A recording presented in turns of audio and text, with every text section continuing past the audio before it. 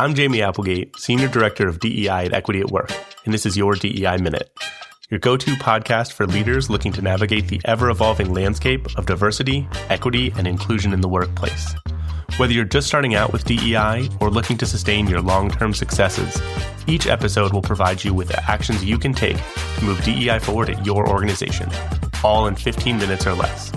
Join us every other week as we break through the noise and help you do DEI right. Let's get to it.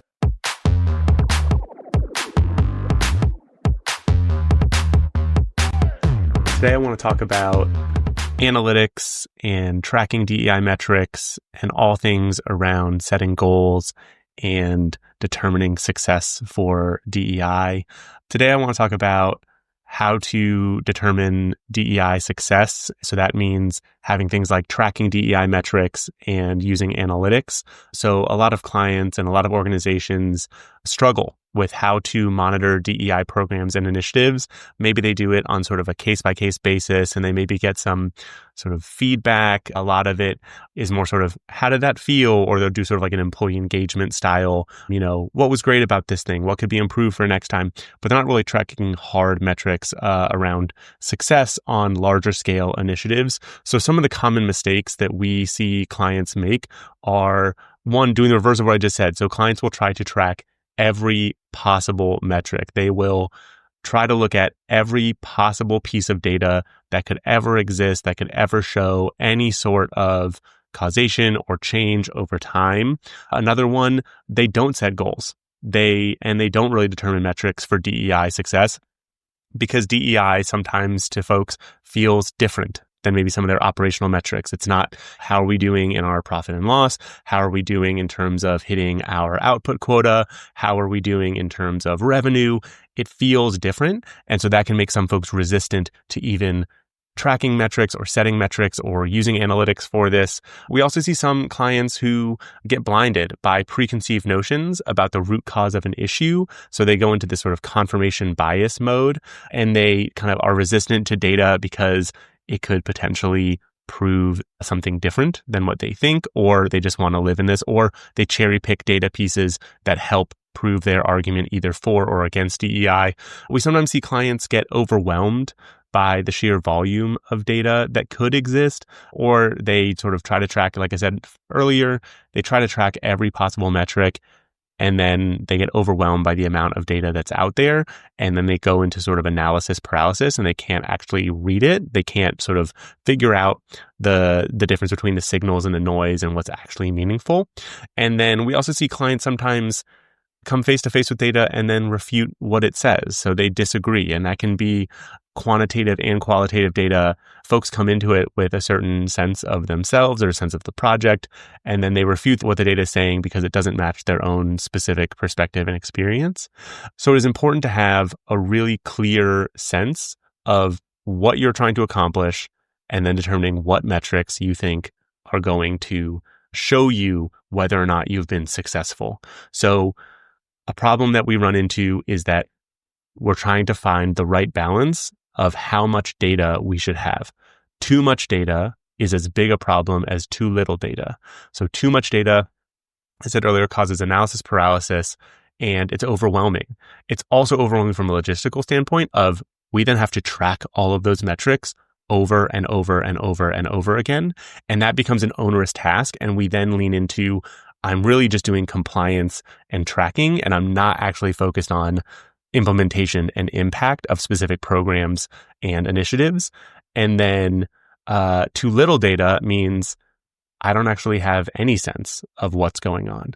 So I want to find the right amount of data to track, the right number of metrics. I want to find the right analytics tools to be able to sort of look into this and sort of track progress over time. But I also want to do it in a way that really allows me to focus on the impact of the work we're doing and not get so bogged down in just analytics and just doing tracking. And then the other thing that we see is that going off of your gut means that you're really only incorporating your own perspective, and you're not actually including the perspectives and experiences of others. One reason we want to make sure that we do have metrics and we do tracking and we do identify data points is that, like the sort of common sense thing is, numbers don't lie. If we determine what we're going to track and what we're looking for over time, then we can grapple with the implications of whatever we see. So if we wildly overachieve, wonderful, we can do cause for celebration and try to figure out what led us to that. And if we don't meet our own expectations, we can figure out what we're doing there. If we just go off sort of our own feeling of the vibe, then we're not really getting a sense of what it is, and we're definitely not including other people's perspectives. So when we work with clients around analytics and data and making sure that we're doing tracking of different initiatives, we do want to set clear metrics for everything. So we want to identify what is it that we are tracking, what is our first thing that we are tracking, sort of our pre-implementation of a given strategy or initiative, and then sort of monitoring, checking in on it, and then post. So for example, one of them, this is more qualitative, but we do an employee engagement survey. So if you do an employee engagement survey, which a later episode, Michelle will probably talk about why engagement surveys are not the answer to everything, but they are a useful tool to determine sort of point in time employee sentiment. So if we check how they are right now, we can say, okay, they're at this level out of 5 or out of 10 or however you want to do it. Sort of you can do net promoter score. We have, we're at like a 7.8 out of 10. So we're not in the detractor phase, but we're also not in the promoter phase. We're somewhere in the middle and we want to move up. And then we can implement new strategies as we're going through it, check to see how it's going. Are people feeling a little better?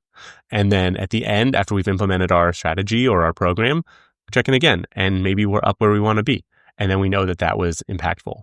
But so what we do when we work with clients is we identify the key issues that any company that we're working with is facing. And then we determine the specific metrics that will allow us to monitor our progress on those issues as we implement new programs and initiatives.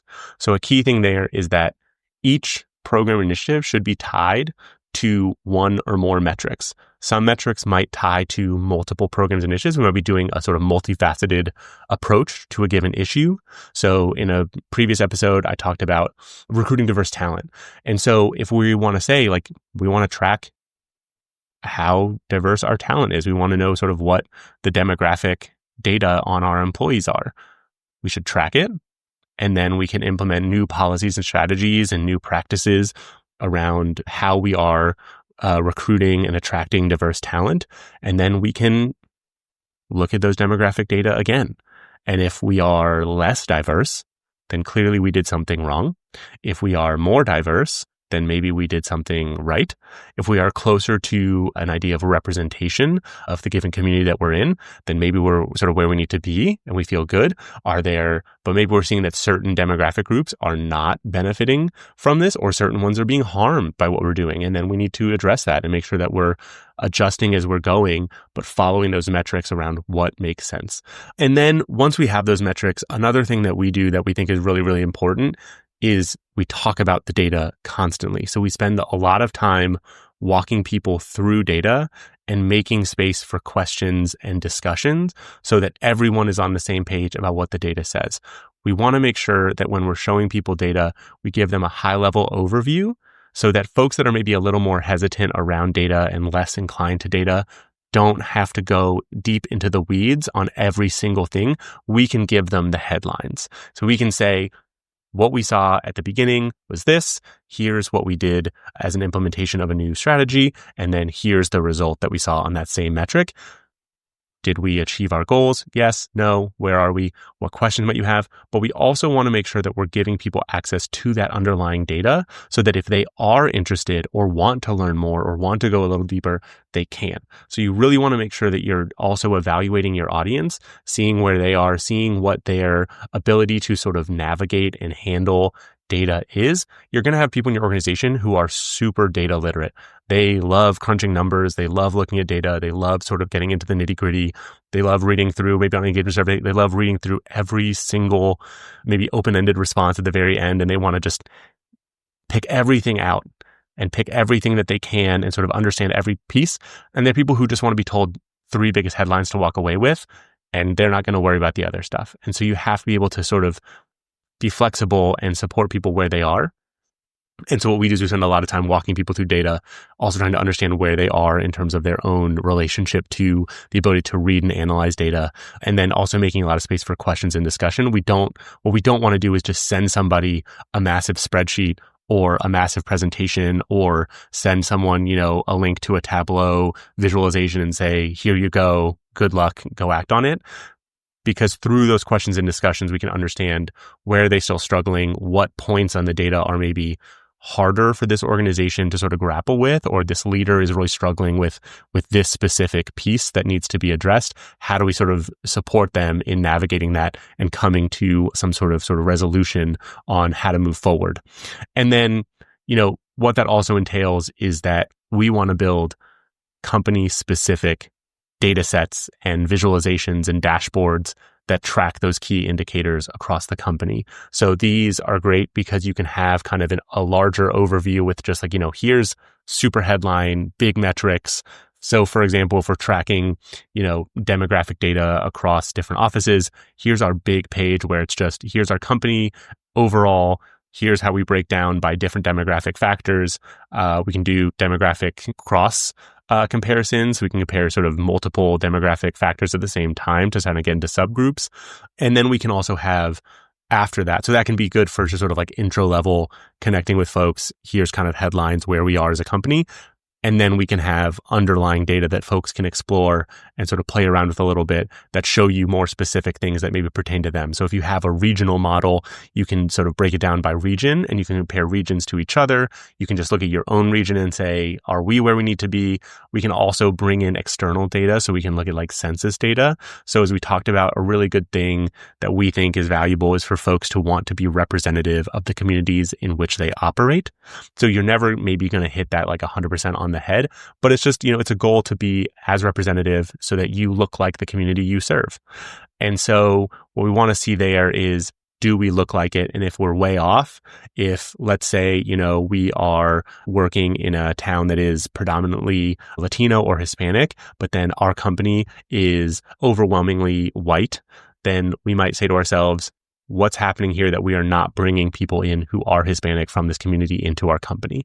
And so we can look at that and really show that. But we want to have company-specific dashboards and then more things that are specific to certain people and certain people in certain roles so that they can really engage with the data themselves.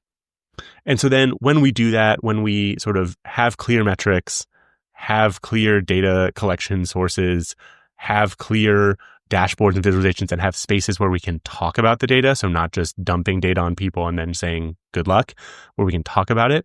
The results that we typically see are that companies become more data literate. They become more savvy around data and data collection. It impacts how they look at data in other aspects of the business too. They're not just thinking to themselves, oh, we're going to collect every single metric possible. It also makes them reform how they pick data. Decisions end up becoming more data driven. You're more accountable to data because we're actually tracking it. And those decisions also, so they're more data-driven, they're more impactful, they're also more inclusive. DEI actually becomes probably more popular and sort of people become more engaged with DEI because it's not being treated as this other thing that we're not really tracking and we just do because we say it's important. We're actually tracking it like we track any other priority in the business. We want to make sure that we are using data to show efficacy or show where we need to make adjustments to our strategy to improve our efficacy, just like we would for any other clear priority for the organization. And finally, what it does is it allows leadership to be more connected and tapped into the organization's well-being and culture. The leadership can actually understand where its people are, how they're feeling, what their experiences, what their needs are over time, because we're giving them clear data around how people are doing, both in DEI and overall culture, which is really critical because leaders can tend to get a little disconnected from their teams. And so making sure that any of our DEI initiatives are really data-driven so that we can see success allows company leaders to be really tapped into what's going on. And so, again, you should have metrics for all of your DEI initiatives. You should track things over time. You should make sure that you're sharing out. You should have clear data collection methods. And then you should absolutely share data and then talk about the data to make sure that everyone is on the same page about what it says. Thanks so much. That's a wrap. I'm Jamey Applegate, and that's your DEI Minute for today. Thank you for listening. Please be sure to follow us wherever you listen to podcasts, and don't forget to leave us a review. If you ever have questions, please visit our website or send us an email. You can also sign up for our newsletter and follow us on LinkedIn, YouTube, Twitter, and Instagram. Links to everything can be found in the episode notes. This episode was edited and produced by Podgrowth with podcast art by me, Jamey Applegate.